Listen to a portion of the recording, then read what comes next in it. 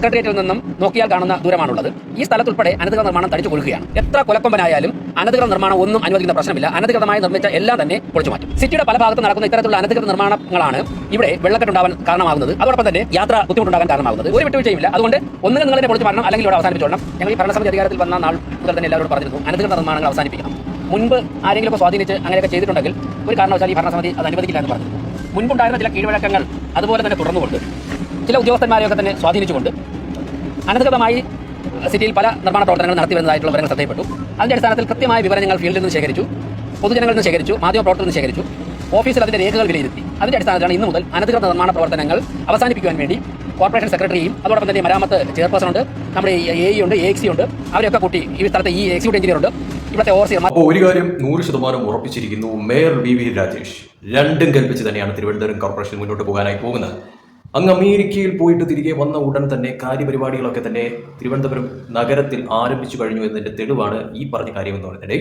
ഇതിനൊക്കെ ശരിക്കും പറഞ്ഞാൽ ഒരു വലിയ തോതിലുള്ള തൻ്റെയിടം എന്ന് തന്നെ പറയുന്നത്. ആ ഒരു തരത്തിലുള്ള തൻ്റെയിടം ഉണ്ടെങ്കിൽ മാത്രമേ രണ്ടും കൽപ്പിച്ച് ഈ ഒരു തരത്തിലോട്ടൊക്കെയുള്ള കാര്യങ്ങൾക്ക് നീങ്ങാനായിട്ട് സാധിക്കത്തുള്ളൂ എന്തൊക്കെ പറഞ്ഞാൽ. അതായത് ആ പറഞ്ഞതിൽ തന്നെ വ്യക്തമാണ്, ഇനി എന്തൊക്കെ ഏത് കൊല കൊമ്പനായാലും ഒരു തരത്തിലുമുള്ള ഇതില്ല, പൊളിച്ചടുക്കിയിട്ടേ പോകത്തുള്ളൂ എന്നുള്ളത്. അതായത് കേൾക്കുമ്പോൾ തന്നെ മനസ്സിലാവും, തിരുവനന്തപുരം നഗരം ഇങ്ങനെ ഈ 5 കൊല്ലം കൊണ്ട് എല്ലാ അർത്ഥത്തിലും ക്ലീൻ ആക്കി എല്ലാ രീതിയിലും നീറ്റാക്കാനുള്ള പരിപാടി തന്നെയാണെന്ന് കാര്യത്തിൽ സംശയമില്ല. എന്തായാലും ഇടതുപക്ഷത്തിനും വലതുപക്ഷത്തിനും കംപ്ലീറ്റ് ആയിട്ട് കുരുപൊട്ടാനായിട്ടുള്ള സാധ്യതകൾ എല്ലാ അർത്ഥത്തിലും ഇങ്ങനെ ഉണ്ടാക്കി വെച്ചിട്ടുണ്ട് എന്ന കാര്യത്തിലും സംശയമില്ല. ഇങ്ങനെ പറഞ്ഞ കാര്യങ്ങൾ പോയിന്റാണ് ശരിക്കും പറഞ്ഞത്. കാരണം എന്ന് പറയുന്നത്, ഈ VV രാജേഷ് പറഞ്ഞൊരു കാര്യമുണ്ട്, തിരുവനന്തപുരം നഗരത്തിൽ ഈ അനധികൃതമായിട്ട് കെട്ടിപ്പൊക്കിയ ഈ കെട്ടിടങ്ങൾ നിമിത്തം ഉണ്ടാകുന്ന ഈ പറഞ്ഞ തരത്തിലുള്ള വെള്ളക്കെട്ട്, അതോടൊപ്പം തന്നെ ഈ പറഞ്ഞ രീതിയിലുള്ള ട്രാഫിക് ബ്ലോക്കുകൾ, അതൊക്കെ തന്നെ ശരിക്കും പറഞ്ഞാൽ പല രീതിയിൽ പല തരത്തിൽ കുഴപ്പമുണ്ടാക്കുന്ന ഒരു കാര്യമാണ് എന്നുള്ളത് തന്നെയാണ് VV രാജേഷ് പറഞ്ഞ കാര്യം എന്ന് പറയുന്നത്. അപ്പോൾ അതിനൊക്കെ തന്നെയുള്ള ശാശ്വത പരിഹാരം എന്നുള്ള രീതിയിലാണ് ഇങ്ങനെ ഓരോ കാര്യങ്ങൾ അവിടെ ചെയ്യുന്നതെന്ന് പറയുന്നത്. നമുക്കറിയാം, തിരുവനന്തപുരം നഗരത്തിൽ ഏതെങ്കിലും ഒരു ചെറിയ കാര്യമുണ്ടെങ്കിൽ കുറ്റപ്പെടുത്താനായിട്ട് കാത്തിരിക്കുന്ന വ്യക്തികളാണ് കമ്മികളും കുങ്ങികളും. സംഘികൾ എന്തെങ്കിലും തരത്തിൽ താത്തിക്കെട്ടാനായിട്ട് നോക്കുന്ന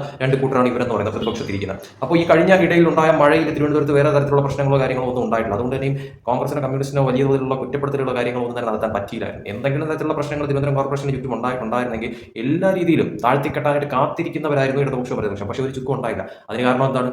കാരണം എന്ന് പറയുന്നത്, ഇങ്ങനെ അവിടെ ഉണ്ടായിരുന്ന വേസ്റ്റ് കൂമ്പാരങ്ങൾ കംപ്ലീറ്റ് നീക്കം ചെയ്യുന്ന തരത്തിലോട്ട് കാര്യങ്ങൾ മാറി.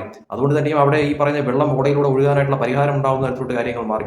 അപ്പോൾ അതൊരു പരിഹാരമായിരുന്നു ശരിക്കും പറഞ്ഞാൽ. അപ്പോൾ ഇതിന് കംപ്ലീറ്റ് സൊല്യൂഷൻ എന്നുള്ളത് അതൊരു തുടക്കമായിരുന്നു അങ്ങനെ ഇട്ടതെന്ന് പറയുന്നത്. അപ്പോൾ ഇതിന്റെ കംപ്ലീറ്റ് സൊല്യൂഷനാണ് അങ്ങനെ നോക്കുന്നതെന്ന് പറയുന്നത്. അത് തന്നെയാണ് ഇപ്പോൾ ഈ ഒരു തരത്തിലോട്ടുള്ള നീക്കങ്ങൾക്കെല്ലാം തന്നെയും തിരുവനന്തപുരം കോർപ്പറേഷനിൽ VV രാജേഷ് തയ്യാറാകുന്നത് തന്നെയെന്ന് എടുത്തു പറയേണ്ടി വരും. കാരണം കുറ്റപ്പെടുത്താനായിട്ട് നിരവധി പേർ കാത്തിരിക്കുന്നുണ്ട്. അപ്പോൾ അവർക്കൊക്കെ തന്നെ നിന്ന് കൊടുക്കലല്ല എൻ്റെ പണി എന്താണെന്നുള്ളത് ഞാൻ കൃത്യവും വ്യക്തമായിട്ട് ഇവിടെ എടുക്കുമെന്നതിന്റെ ഒരു ആദ്യ കടമ്പ എന്നുള്ള തരത്തിലോട്ട് തന്നെയാണ് മേയർ VV രാജേഷ് പല കാര്യങ്ങളും അവിടെ ചെയ്തു വെക്കുന്നുണ്ട്. അല്ലെങ്കിൽ തന്നെ ഈ പറഞ്ഞ രീതിയിൽ പലരുടെയും ഇത് വെച്ചുകൊണ്ട് അനധികൃതമായിട്ട് കെട്ടിപ്പൊക്കിയ ഈ കാര്യങ്ങളൊക്കെ തന്നെയും ശരിക്കും പറഞ്ഞാൽ അതൊരു തെറ്റായിട്ടുള്ള ഒരു കാര്യം തന്നെയാണല്ലോ. അതിനെതിരെ നടപടിയെടുക്കുക എന്ന് പറയുന്നത് തീർച്ചയായിട്ടും കോർപ്പറേഷന്റെ ഭാഗത്ത് നിന്ന് വന്നിരിക്കുന്ന നല്ലൊരു തീരുമാനം തന്നെയാണെന്ന കാര്യത്തിന് സംശയമില്ല.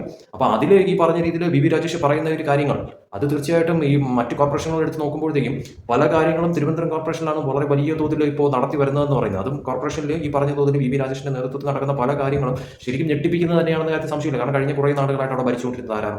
തീർച്ചയായിട്ടും ഇടതുപക്ഷമാണ്. അപ്പോൾ ഇടതുപക്ഷത്തിന്റെ ഭാഗത്തു നിന്നുണ്ടായ പല കാര്യങ്ങളൊക്കെ തന്നെ VV രാജേഷിന്റെ ഈ പറഞ്ഞ രീതിയിലുള്ള BJP ഭരണം വന്നതിന് പിന്നാലെ പല രീതിയിൽ പൊക്കിക്കൊണ്ടുവരുന്നതും അത് ജനങ്ങൾ അറിയുന്ന തരത്തിലൊക്കെ തന്നെ കാര്യങ്ങൾ മാറിയത് എല്ലാവരും പറഞ്ഞൊരു കാര്യമാണ്.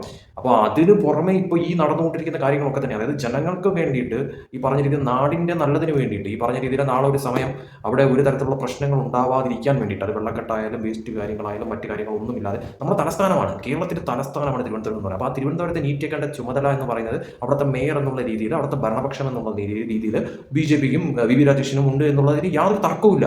അത് അവർ കൃത്യവും വ്യക്തമായിട്ട് ചെയ്യുന്നുണ്ടെങ്കിൽ അത് അംഗീകരിക്കപ്പെടേണ്ടത് അനിവാര്യമായിട്ടുള്ള കാര്യം തന്നെയാണ്. അതിൽ ഈ പറഞ്ഞ രീതിയിൽ ഇനി ശിവൻകുട്ടി സഖാവിനോ അല്ലെങ്കിൽ ശബരിനാഥനോ ഒക്കെ തന്നെയും സഹിച്ചില്ലെങ്കിൽ അത് പറഞ്ഞിട്ട് യാതൊരു കാര്യവുമില്ല എന്ന് തന്നെ എടുത്ത് പറയേണ്ടി വരും. കാരണം ഈ പറഞ്ഞ രീതിയിൽ ഉറപ്പായിട്ടും ഇടതുപക്ഷത്തിന്റെ ഭാഗത്തു നിന്നും വലതുപക്ഷത്തിന്റെ ഭാഗത്തു നിന്നും ഒക്കെ തന്നെയും ഈ BJPക്കെതിരെയും അതോടൊപ്പം തന്നെ VV രാജേഷിനെതിരെയൊക്കെ തന്നെ പല രീതിയിലുള്ള പൊറാട്ട് നാടകങ്ങൾ തട്ടിക്കിട്ടയൊക്കെ തന്നെ അവിടെ ഉണ്ടാവുമെന്ന കാര്യത്തിൽ യാതൊരു സംശയമില്ല. കോർപ്പറേഷനകത്തായാലും കോർപ്പറേഷൻ പുറത്തായാലും ഇവരുടെ ഉദ്ദേശം എന്ന് പറയുന്നത് എങ്ങനെയെങ്കിലും BJP പിടിച്ച് താഴെ ഇറക്കിയിട്ട് അതിൻ്റെ അത് കയറിയിരിക്കുകയായിരുന്നു എന്നുള്ളത് എല്ലാവർക്കും അറിയാവുന്ന ഒരു കാര്യം തന്നെയാണ്. പക്ഷേ ഒരു ചുക്കും നടന്നില്ല. ഈ പറഞ്ഞ രീതി അവർ തന്നെ അവസാനം വെള്ളത്തിൽ വരച്ച വരാണ് കായ്പോകുന്ന തരത്തിലുള്ള പ്രതിപക്ഷം മാറി എന്നുള്ളത് നമ്മൾ കണ്ടതാണ്. പക്ഷേ എനിക്ക് തോന്നുന്നത് ഇങ്ങനെയാണ് VV രാജേഷിന്റെ പോക്കെങ്കിൽ ഉറപ്പിച്ച് പറയാൻ പറ്റും, ഇങ്ങനെ തിരുവനന്തപുരം ജനങ്ങളെ കംപ്ലീറ്റ് ആയിട്ട് കയ്യിൽ എടുക്കുമെന്ന കാര്യത്തിൽ ഒരു സംശയമില്ല. കാരണം അത് തന്നെയാണ് അങ്ങനെ അവിടെ ചെയ്തു വയ്ക്കുന്ന ഓരോ കാര്യങ്ങളെന്നുള്ളത് എടുത്ത് പറയേണ്ടി വരും. എൻ്റെ ഒരു ഇതിൽ തീർച്ചയായിട്ടും പറയാൻ പറ്റും, പ്രതിപക്ഷമായിട്ടുള്ള കോൺഗ്രസിനോ കമ്മ്യൂണിസ്റ്റ് പാർട്ടിക്കോ ഇനി കോർപ്പറേഷൻ തിരുവനന്തപുരം കോർപ്പറേഷൻ കൈയടക്കാം അല്ലെങ്കിൽ തിരുവനന്തപുരം കോർപ്പറേഷൻ കയറി ഭരിക്കാം എന്നുള്ളത് വ്യാമോഹമായി മാറുന്ന തരത്തിലുള്ള കാര്യങ്ങൾ മാറും, അല്ലെങ്കിൽ ഇങ്ങേരെ അത് ഉറപ്പായിട്ട് മാറ്റും എന്നുള്ളത് 100% ഉറപ്പാണ്.